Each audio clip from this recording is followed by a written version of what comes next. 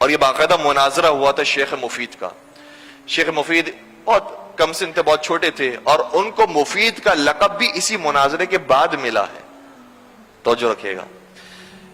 شیخ مفید ایک درس کے اندر آ کر بیٹھ گئے.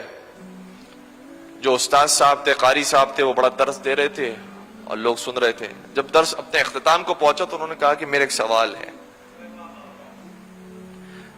کہا کہ کیا سوال ہے؟ بیٹا سوال کرو.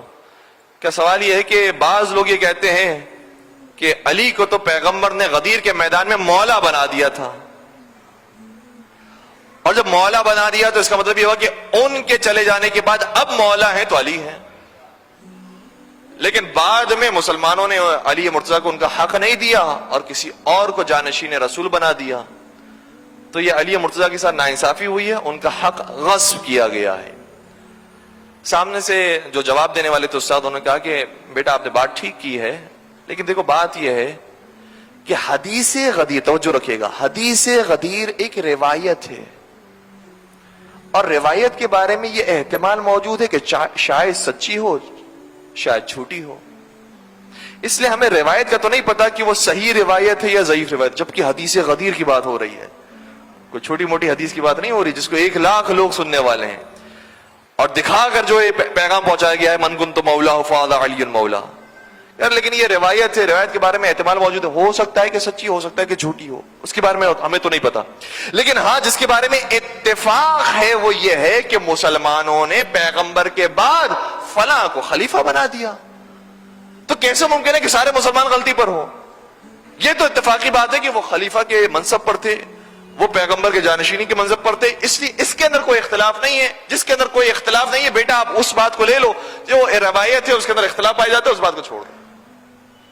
یہ بات انہوں نے بیان کی. اب شیخ مفید حدیث غدیر کا انکار کر رہا ہے, اور کتنی ہوشیاری کے ساتھ انکار کر رہا ہے. اسی موقع پر یہ جواب دیا. کہا لیکن وہی ترتیب کے اندر جب چوتھے خلیفہ آتے ہیں تو ان کے مقابلے میں کچھ مسلمان کھڑے ہوئے تھے,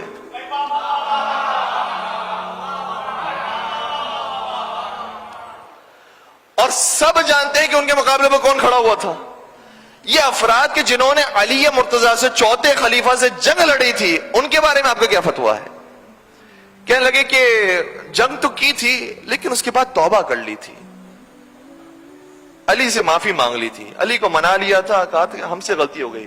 فوراً سے شیخ مفید نے کہا ان کی توبہ کے بارے میں روایت آئی ہوگی جس کے بارے میں پتہ نہیں کہ جھوٹی ہے سچی ہے, لیکن میدان میں جو آئے تھے اس کے بارے میں اتفاق ہے کہ یہ آئے تھے.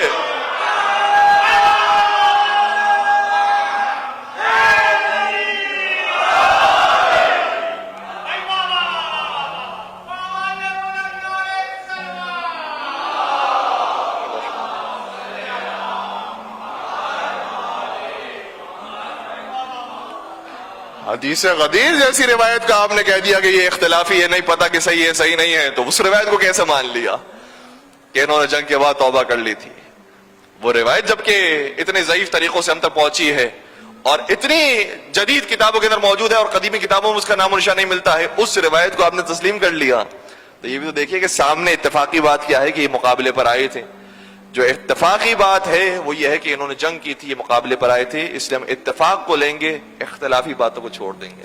لیکن ایک اور حدیث رسول بھی ہے جو میرے مولا کی شان میں ہے, جس سے پتہ چلتا ہے کہ صرف دل کے معاملے کو نہ دیکھا کرو, اور یہ متفقون علیہ روایت ہے. نبی اکرم نے شاہ فرمایا تھا یا علی حرب کا حربی وسلم کا سلمی, اے علی تجھ سے جو جنگ کرے گا وہ تجھ سے نہیں مجھ سے جنگ کرے گا,